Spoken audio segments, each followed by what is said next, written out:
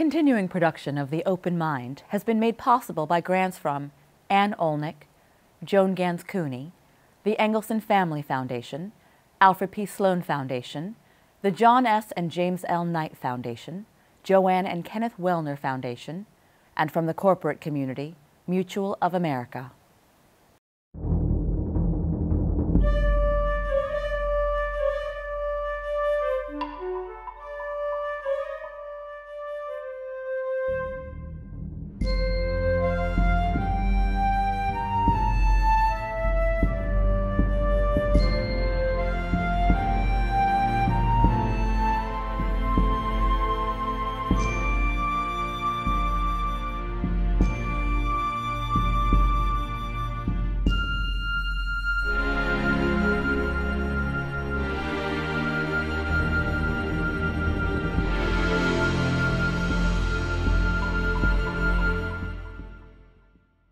I'm Alexander Heffner, your host on The Open Mind. We welcome with regularity the next generation of public servants who are working to cultivate a new civic creed. Among those who come to mind, Ben Rattray, founder of Change.org, Selena Gray of the Mayday PAC, Nick Troiano of the Centrist Project, most recently Jimmy Dahman, creator of the Town Hall Project. To their ranks we add today 20-something political operative Amanda Litman, who founded Run for Something, a new nonprofit organization that's recruiting forward-thinking candidates to enter elections in 2017 and beyond. A veteran of presidential, national, and state organizing, Litman is author of the new volume, Don't Just March, Run for Something, a real talk guide to fixing the system yourself. Litman points out, indeed, there are 500,000 elected office holders in the United States across federal, state, and local municipalities. And she asked why you can't be one of them.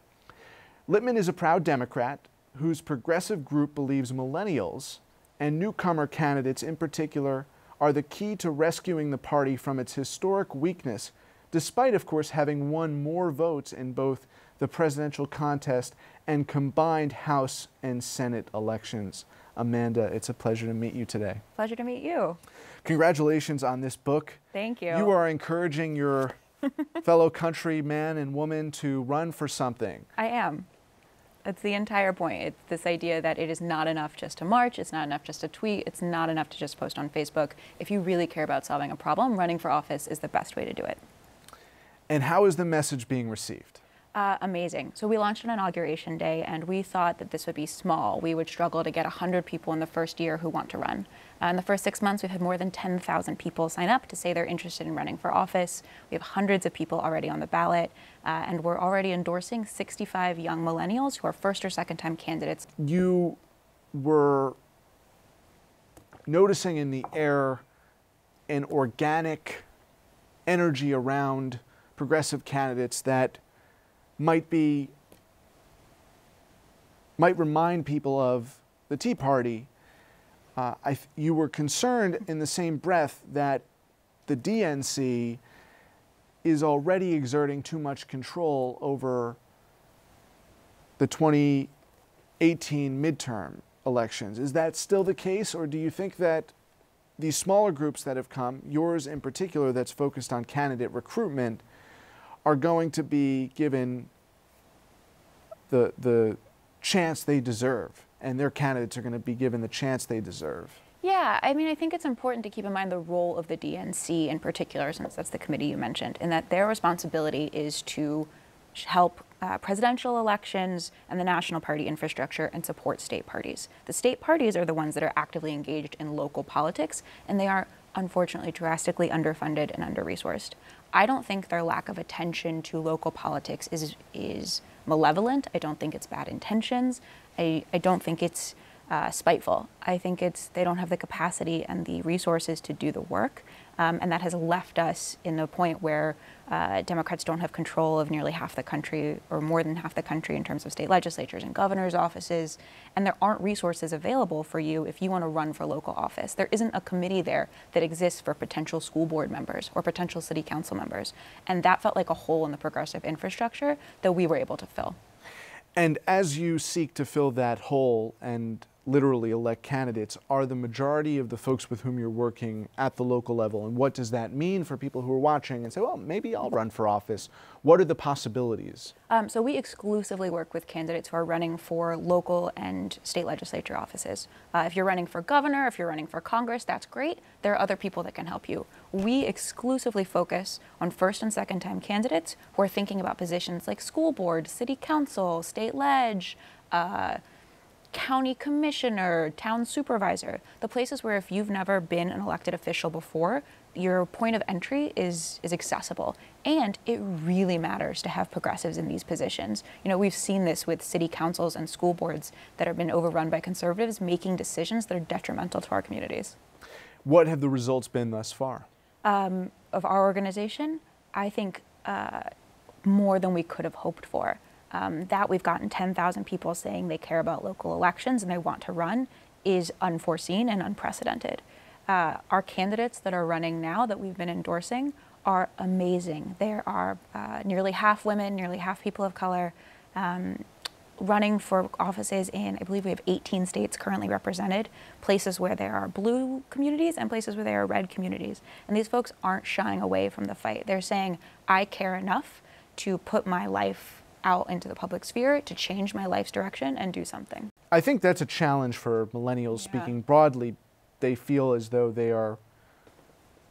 their identity doesn't derive from a single locality, a single zip code. Totally, and that makes it harder. I mean, I am intimately familiar with this. I lived in 4 cities in 13 months at one point. So I understand what it means to not feel like you have roots somewhere.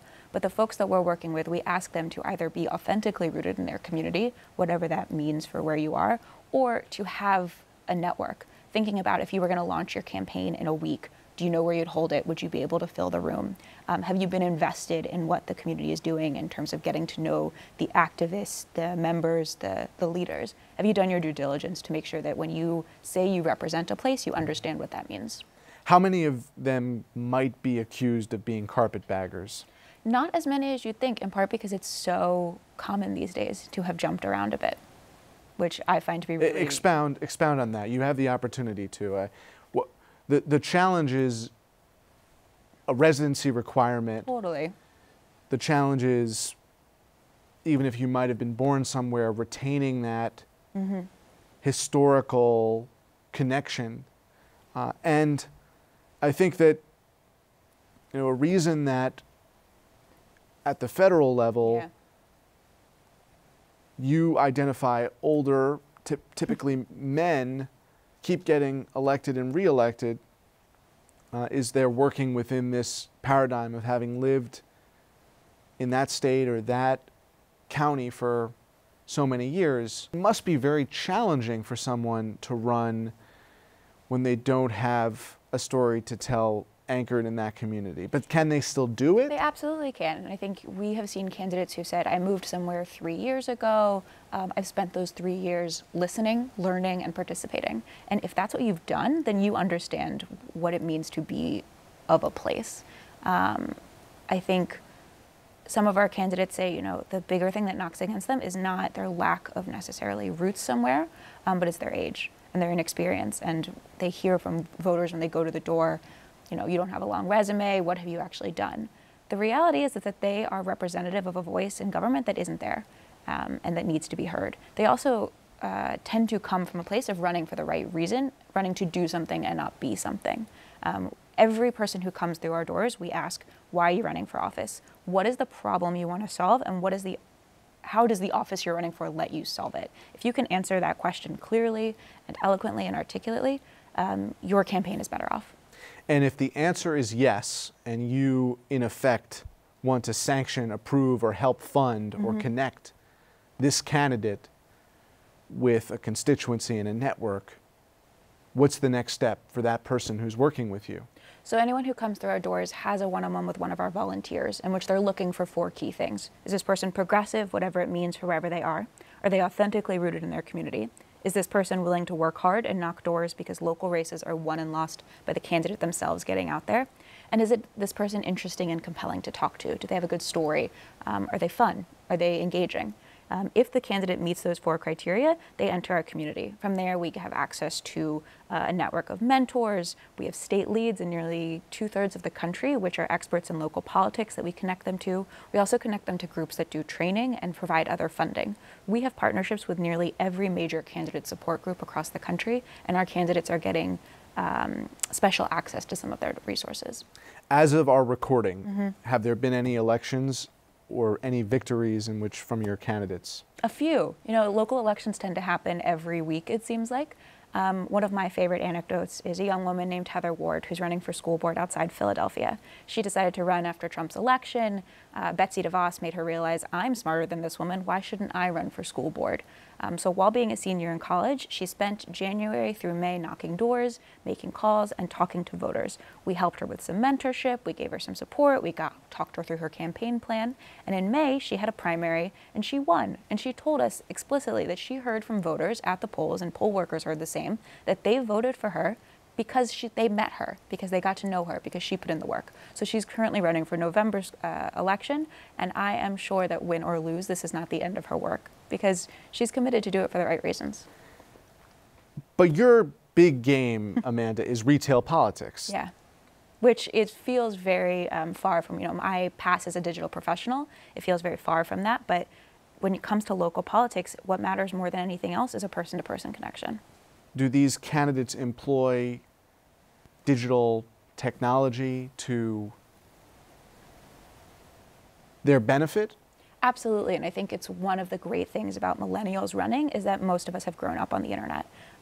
It's why it's not as big of a deal if you have embarrassing tweets or silly Instagram photos, because nearly... Well, yeah, I mean there are embarrassing, lines, right. But there's a difference between, say, a photo of you Right. playing beer pong in college and tweeting something egregiously racist like our president does on a regular basis. And voters are showing what they're willing to accept, and we try and focus more on the former and deny the latter. But our candidates are really comfortable online, and I think that makes a difference in another way they're able to connect with voters. Well, I question myself now, Amanda, because you have to be unafraid to run today. Oh, it's You might have incredible. had to be unafraid in the H.W. Bush era. You remember the Willie Horton ad? There are always attempts to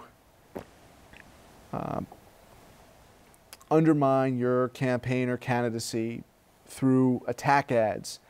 It's definitely gotten higher velocity, meaner, uglier recently, but you know, the people who volunteer and seek out your support, you know, they really have to be unafraid. It's why our candidates are so inspiring, is that they are willing to put their lives out there to live publicly.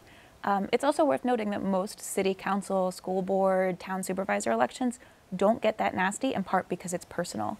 I at one point talked to a local elected official who was telling me, yeah, you know, I don't get attacked as much because the person I'm attacking, I probably run into their mom at the grocery store the next day, or I see them at religious services the following weekend.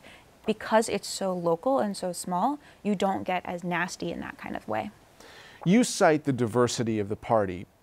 It's at a crossroads in its desire to continue to embrace a pluralistic vision that was heralded by the most recent Democratic president, Barack Obama. And at the same time, there's a desire on the party to not sacrifice voters who do have tribal appeals. And the reality is the most visceral appeal to any human being is their flesh. How are you grappling with this as someone who's worked for Democratic candidates and has sought out to find a medium between modernizing the party to the point that the pluralism does not become overly sanctimonious, and it also doesn't become problematic in that you are making an identity politics argument just as much as your opponent is? I think it's important to think about diversity is not important just for diversity's sake. It matters that our elected officials and that our community leaders reflect the communities they're from and reflect the voters that they're trying to engage with. In part because those lived experiences influence how they govern and how they legislate. I think it is ridiculous to dismiss identity politics as unimportant. You only have the luxury of doing that if you're a white man for whom your identity is the norm.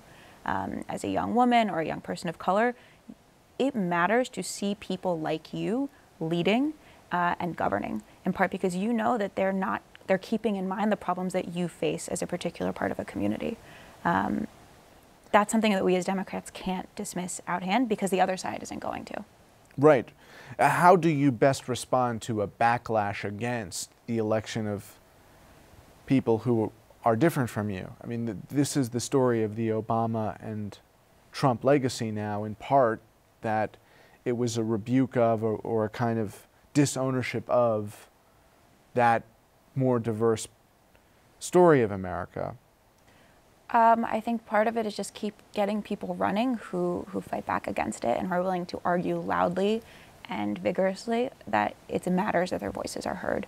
And I think, when we're filming this, it's in the midst of the KKK and Nazis in Charlottesville and a rise of white supremacy as feeling legitimized. And it is equally, and in fact even more so, important to have people who can push back against that, because those are folks who are claiming identity politics as their own. You're more encouraged at the state level when it comes to the practical realities of running a campaign in terms of the money factor. You were involved in digital operations for a gubernatorial candidate, a presidential candidate. Can the emphasis be placed more on people in the local elections, or how much is money still as much a concern, just scaled back proportional to whatever constituency we're talking about? Well, money matters in any campaign. The two metrics you have of whether someone is going to support you is their vote, which you're not going to find out till Election Day, or their investment in your organization, which is either their time or more publicly their money. So it does matter that candidates are able to get others to invest in their organization. That being said, 75% of school board races cost $1,000 or less, 85% cost $5,000 or less. Many city council races range in the $10,000 to $20,000 range, depending on where you are in the media market and what you're investing in. State legislative races can vary depending from state to state. It is definitely harder, the bigger the race you're in, to raise that kind of money, but it is ultimately not as much as you'd think. And I think our candidates are finding that when they reach out to their friends and their neighbors, their initial circle of people who know them and trust them, they're surprised at who will step up to give. How many of the positions that folks are running for are paid? You have positions in this country from county executive to state legislator that may or may not have salary. Many of the state legislatures, or most, I believe all state legislatures, are paid in some form. Some of them are as small as $400 a year, plus a per diem. Some of them are full-time jobs where it's $100,000 a year. The structure of our institutions determine the people who enter them. I wish that those institutions were better paid. I wish that they were more accessible to people who can take off time from work or who don't have to work a second job in order to fill them. The best way to fix that is for more people to run, win, and pass legislation that does that. There isn't an easy answer to fixing the system that'll happen tomorrow. But that's such a predicament to be in, because one thing voters don't want to hear is, at least not from their elected officials, the rent is too damn high, or my salary isn't enough. It sucks. I wish I had a better answer for it. I think it's telling that in states where the chambers and the state legislatures have a more accommodating schedule, you get more women. So one of the reasons New Hampshire has the first all-female delegation of members of Congress is because their New Hampshire legislature is predominantly women, in part because it's more accessible for mothers and stay-at-home moms who can enter. But I want you to reflect on this question of how can you get the paradigm to shift? I think it'll be tough. There are a lot of great organizations, including the State Innovation Exchange and others, that help state legislators figure out how to navigate these kinds of policy waters. I mean, you wonder why bribery is so rampant and why there are investigations into nearly every legislative body, be it one member or an executive officer like a governor. I mean, It seems, I think state... am I too intuitive reading into this that if these local office holders are not being paid or paid adequately, they're going to seek an alternative? Well, I hope that's not true for our candidates. I'm not saying it's true for your candidates.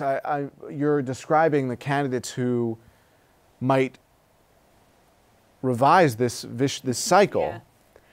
I mean, I think that it matters that we pay and treat our elected officials fairly. It's true that, say, the time commitment of a city councilman or a school board member is different than that of a state legislator, which is different than that of a member of Congress. And if we want our state legislators to be reflective of their communities and to be more than just wealthy people who can afford to take time off, then we need to make our structures such that those kinds of people can enter. It's mind-boggling to hear you say that, take time off, because you then presume that, and some of these legislatures, they'll meet every other year, budgets are ratified and put into motion on the timetable of the governor. In other states, legislative bodies are more empowered. Where do you see among your candidates the states that are most successful right now in a model to how to prepare a legislative process that is inviting of candidates who want to serve the public? It's a really interesting question. I'm not sure I could point to any specific state that does it particularly well. I think New Hampshire is one. Florida gets closer-ish. How so? You deal with a lot of states, so you know whether the legislators are paid, whether or not they're, what the terms are, term limits. Well, Florida has pretty strict term limits. I think California does a good job in that they pay their state legislators extremely well. A few others in particular, I think like New York City Council is actually a really interesting example in that there are term limits, which means there's a lot of turnover and a lot of ways for new people to get engaged. And there's also public financing. Any state that has public financing or any city that has public financing means that people who can't afford to raise it directly from their networks have access to resources that creates more of an equal playing field. There then is competition. In some states, you have to be a financier to enter the race in effect or have some capital, especially if you're not going to be paid. In some places, yeah, which is really unfortunate. It brings us to a broader philosophical question, which I know you contemplated writing the book. And you clearly would say, yes, they deserve to be paid. Servants of the public. In many places, it's a job, and you deserve to get paid fairly for that job. I would not say that's my primary goal. No, I know it's not your primary goal, but that is a It is definitely principal obstacle. One of the things that we can fix in our systems in order to make them more accessible to more people, which I think in the long run is really important. Would I say it's the #1 priority of any state legislator? No. But in some places, in particular where there's progressive majorities, there's room for flexibility here, and there's potential. How do you hope, after the first year of this project, what would you hope is the outcome? We've talked specifically now about the nature of local representation, but we've focused in particular on the legislative bodies. What about other offices and your hope that there can be some policy objectives carried out through the election of these representatives? So I'm really excited about some of the places we're working where Democrats haven't run and organized in quite some time. For example, Kansas, Oklahoma, some districts in Texas, even some places in Virginia, where we're running candidates who are in districts that Democrats have let go uncontested for decades. These are places that maybe our candidates won't win, but the organizing they're doing, the fact that they're standing up campaigns, focusing on voter contact, getting volunteers engaged, and then, no matter what happens on election day, staying engaged, is the literal definition of party building, and it's how we eventually win these places, even if it's not in 1 year or 2 years or 5 years. Unsung positions of value that folks don't realize. What's at the top of that list? School board. School board, school board, school board. Depending on the state, they tend to have different levels of education policy you can get engaged with. The one that comes to mind to me is Texas. The Texas State Board of Education, because Texas is one of the largest textbook markets in the country, gets line item veto over what's in their school textbooks, which means publishers focus their efforts to what the Texas State Board of Education will approve. That's how you get creationism in textbooks. That's how you get a whitewashed version of history in textbooks. It matters to have progressives in these positions. Think about some of the transgender rights fights in schools. Often the places where our community decides what they value is in the school. So I think it matters to have progressives in these positions across the country. It's also where you tend to get the best candidates from long-term, because those are people that are rooted in a community, and school boards are more diverse. I believe 44% of school boards members are women. Are school board positions paid? Varies from place to place, often not. They're often volunteer. Well, I think you said to our viewers, school board, school board, school board. School boards. I think you're right. Yeah. I think you're right. How did the Democrats, after premiering and pledging, promising a 50-state strategy, winning back Congress in 2006, then ultimately just everything fell off the wagon? Mm-hmm. The promise was made of a continued 50-state strategy. What happened? An economic crash, war, hurricanes, a lot of major crises that the president had to deal with. I also saw I think you saw a lot of people who got engaged for the president and then didn't stay engaged because there wasn't someone leading the charge in their local area. I think we got a little complacent, and that's unfortunate. The only possible silver lining of a Trump presidency is that people are waking up, they're realizing this matters, that politics directly affects their lives, and they can't sit back and let someone else care about it for them. It is the only good thing to come out of the November election. Amanda, thank you for joining me today. Thank you for having me. This is fun. And thanks to you in the audience. I hope you join us again next time for a thoughtful excursion into the world of ideas. Until then, keep an open mind. Please visit the Open Mind website at 13.org/openmind to view this program online or to access over 1,500 other interviews. And do check us out on Twitter and Facebook at Open Mind TV for updates on future programming.